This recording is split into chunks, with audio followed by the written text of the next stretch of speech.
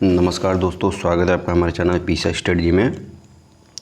Friends, अभी भी PCS exam के 30 दिन बचे हुए हैं, 30 डेज़ अगर ओवरऑल देखा जाए तो अंतिम के 30 दिनों में किस तरीके से तैयारी करना चाहिए, ठीक है। इसकी एक बेस्ट स्ट्रेटजी क्या हो, क्योंकि अगर आपने अभी भी कुछ पढ़ के नहीं रखा हुआ है और आप चाहते हैं कि आपका प्री आसानी के साथ क्वालिफाई हो जाए, तो एक अंतिम तरीका क्या हो सकता है, मतलब एक अंतिम प्रयास और क्या किया जा सकता है जिससे आप प्री पास हो सकें। हालांकि उसके लिए काफ़ी मेहनत करनी पड़ती है, पहले से भी आपको बहुत कुछ पढ़ के रखना पड़ता है, लेकिन फिर भी अगर आपने कुछ अभी करके नहीं रखा हो तो आपको कम से कम क्या करना चाहिए जिससे आप प्री को पास कर सकें। तो इसके लिए देखिए, सबसे पहले तो मैंने बताया हुआ था कि पीसीएस प्री के जो पास करना है तो इसमें जो है कम से कम आपको 85+ नंबर क्वेश्चन सही करने ही होंगे, ठीक है, आफ्टर माइनस मार्किंग।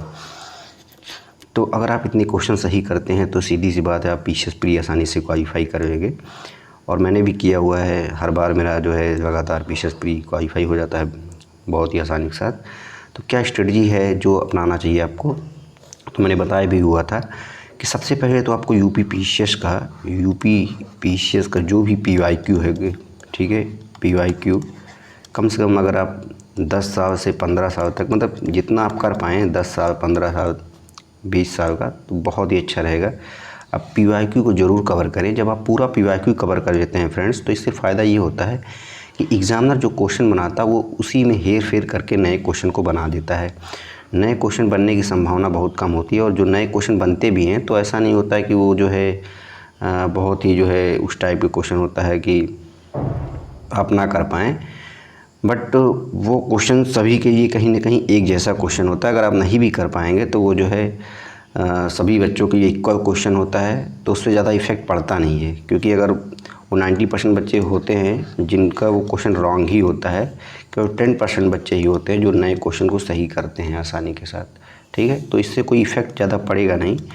तो मैं बस आपको यही बताना चाहता हूँ कि कम से कम 10 से 15 साल के पीवाईक्यूज को बहुत ही अच्छे से करिए आप यूपी पीसीएस के। और साथ ही एक नई चीज़ मैं उसमें ऐड करूँगा, आरओ का जो अभी तक का पेपर हुआ है प्री और मेंस का जीएस का, वो भी आप करेंगे। और उसके अतिरिक्त यूपी पीसीएस आयोग ने जितने भी पेपर कराए हुए हैं उसको आप पूरा अच्छे से उसके पीवाईक्यू को करिए, ठीक है। अब मैं यहाँ पे एक चीज़ मना करूँगा, अगर आपने बहुत ज़्यादा पढ़ाई नहीं की तो आप टेस्ट सीरीज़ को नहीं करेंगे, ठीक है। अब इतना टाइम नहीं है कि टेस्ट सीरीज में आप अपना टाइम फालतू का बेकार करेंगे। जो मार्केट में टेस्ट सीरीज आती है वो आप नहीं करेंगे। हाँ, आप पीवाईक्यू का टेस्ट सीरीज ज़रूर कर सकते हैं, मतलब जो आयोग वो एग्ज़ाम कराया हुआ है वो सारे क्वेश्चन आपको करना है। अभी भी 30 दिन बचे हुए, इसमें करना है। और एक और ऑप्शन है यहाँ पे, आप अगर चाहें तो लूसेंट से रिवाइज़ भी साथ साथ करते रहिए, तो ये फ़ायदेमंद हो सकता है, ठीक है। अब मैं यहाँ पे ये भी नहीं कहूँगा कि आप घटना चक्र उठा के करिए। हाँ, वो घटना चक्र जो है वो आपका पीवाईक्यू से कवर हो जाएगा। उसके साथ फ्रेंड करंट अफेयर, इतना करने के बाद जो आप पहले तो आप 15 से 20 साल का पीवाईक्यू करेंगे बहुत ही अच्छे से। उसके बाद करंट अफेयर करेंगे। करंट अफेयर आपको कितने मंथ का करना है मैंने बताया हुआ था, कम से कम 8 मंथ का करंट अफेयर बहुत ही अच्छे से करिए। जैसे मान लीजिए जनवरी से आपका अक्टूबर में एग्ज़ाम की संभावना बताई जा रही है, तो इसके पहले के अक्टूबर के पहले के 4 मंथ जो होता है वो करंट अफेयर की दृष्टि से बहुत ज़्यादा इंपॉर्टेंट होता है। और 90% क्या है, हाँ 90% कह सकते हो, 90% क्वेश्चन फ्रेंड यहीं से आते हैं, बाकी के 10% इधर से इन मंथ से आते हैं।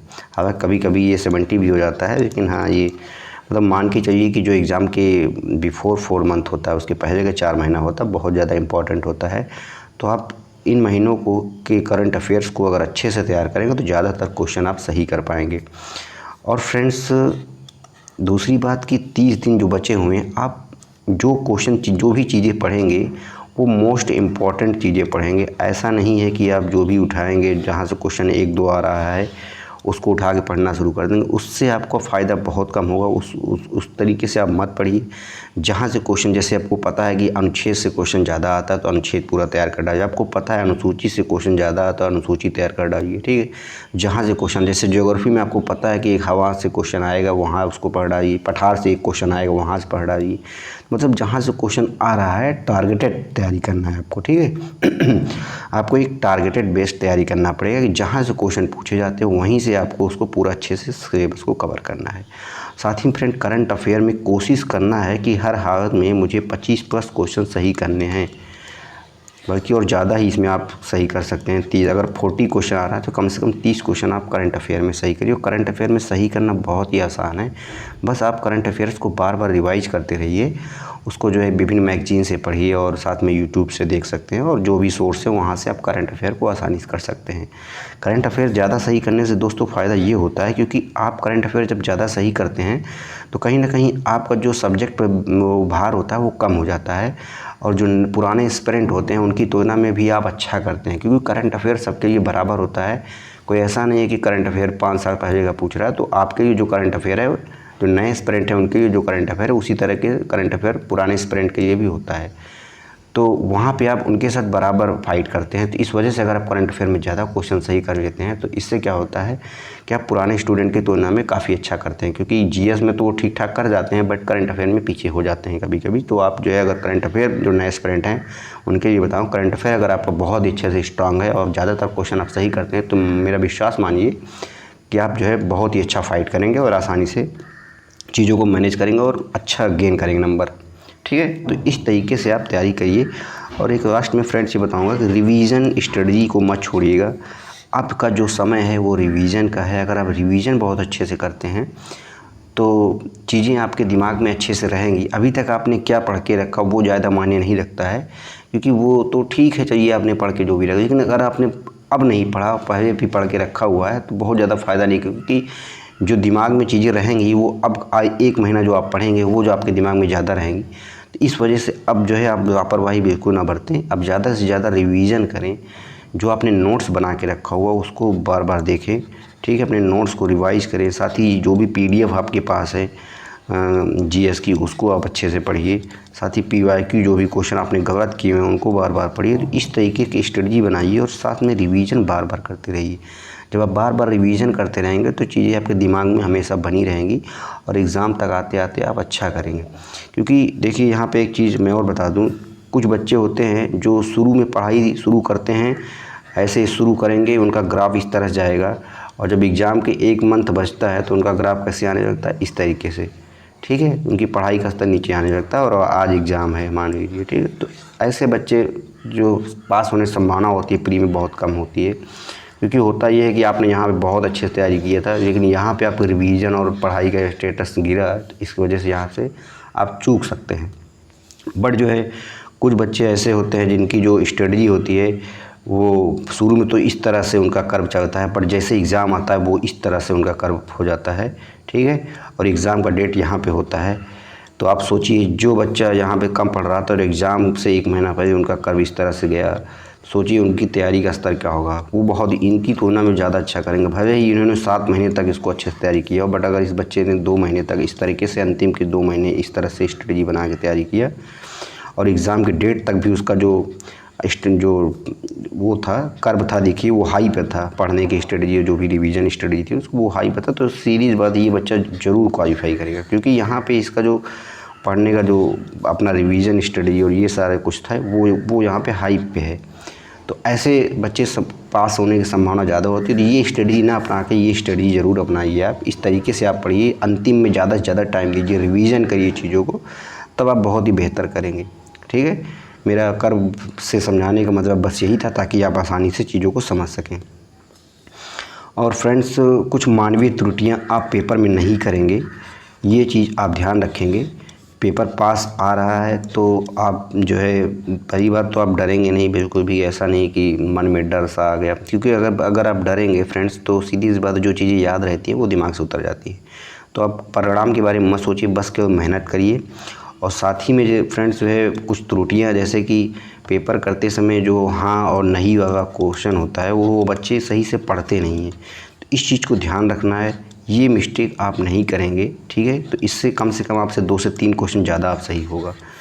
दूसरा मिस्टेक फ्रेंड, बबल्स भरते समय जब बच्चे क्या करते हैं, भरते समय वो ध्यान नहीं देते और एक ही लाइन में या तो 2 भर देंगे, ठीक है, एक ही लाइन में या तो 2 भर देंगे या तो बी रहेगा उसका सी भर देंगे, इस चीज़ का आप ध्यान रखेंगे तो यहाँ से भी आपका 1 से 2 क्वेश्चन जो होगा वो सही होगा।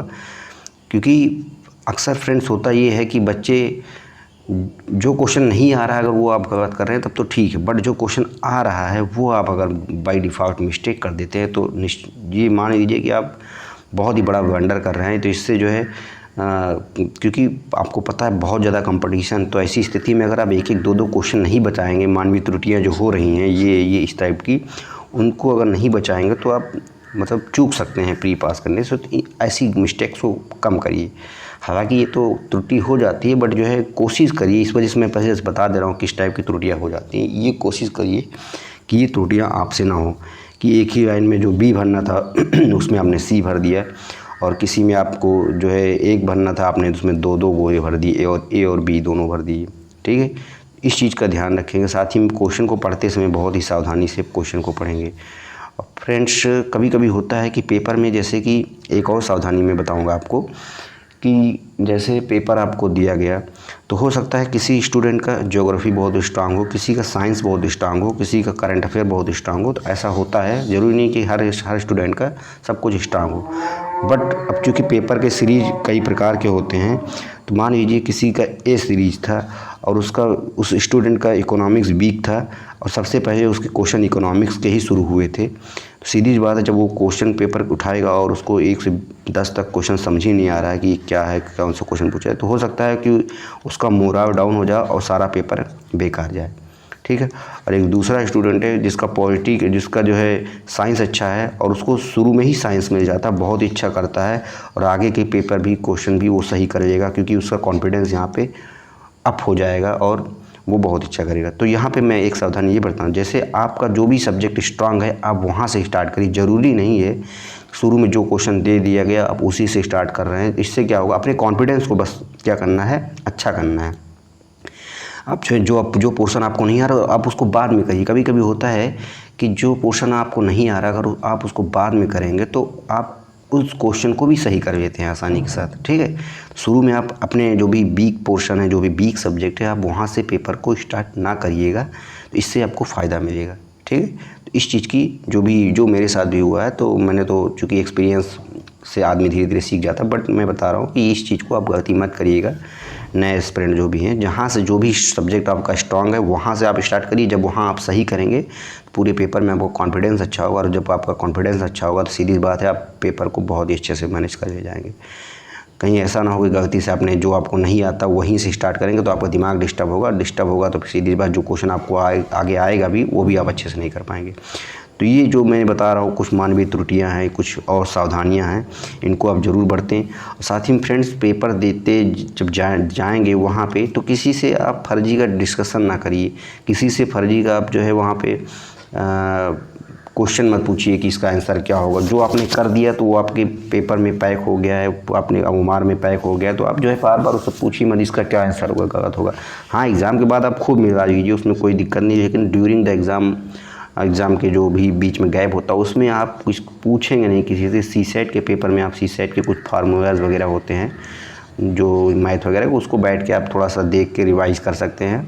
ठीक है, और साथ ही में और अब फर्जी के किसी से डिस्कशन या कुछ ऐसी बातें नहीं करेंगे जिससे आपका पेपर सेकंड शिफ्ट में क्योंकि कई बार अक्सर बच्चे सीसेट में फेल हो जाते हैं, फर्स्ट पेपर में अच्छा करते हैं और सीसेट में आके ब्लंडर कर देते हैं। तो आप इस चीज़ की ये सावधानी ज़रूर बरतेंगे कि सीसेट में आप जो है गलती नहीं करेंगे। जब तक पेपर ख़त्म नहीं हो जाता किसी से डिस्कशन नहीं करेंगे।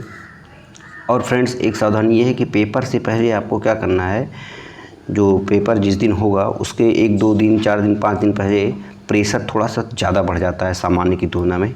तो आपको कोशिश ये करना है कि जो भी मतलब आपके अच्छे फ्रेंड्स हैं उनके साथ रहिए, अच्छी डिस्कशन करिए।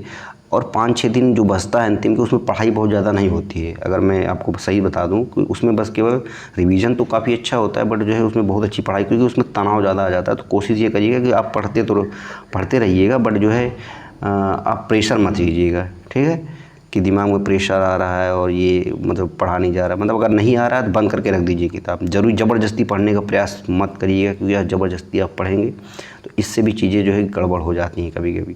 क्योंकि जो आपने पढ़ लिया है वो आपके दिमाग में फीड हो चुका है, फिर आपको कोई दिक्कत नहीं है। ये डरने की कोई बात नहीं है कि अरे अभी तो ये बचा हुआ है ये सब्जेक्ट में, आपको लगेगा अंतिम के 5 दिनों में आप कितना भी अभी पढ़ लीजिए, अंतिम के 5 दिनों में आप सोचेंगे कि नहीं अभी तो ये बचा हुआ, अभी ये बचा हुआ, अभी ये बचा हुआ, तो ऐसे आप करेंगे तो आप तनाव नहीं लेंगे। हाँ जो भी है जितना भी है आप उसको अच्छे से पढ़ते जाइएगा, तनाव मत लीजिएगा ये बचा, जितना ख़त्म कर पाएंगे उतना कर लीजिएगा, ठीक है।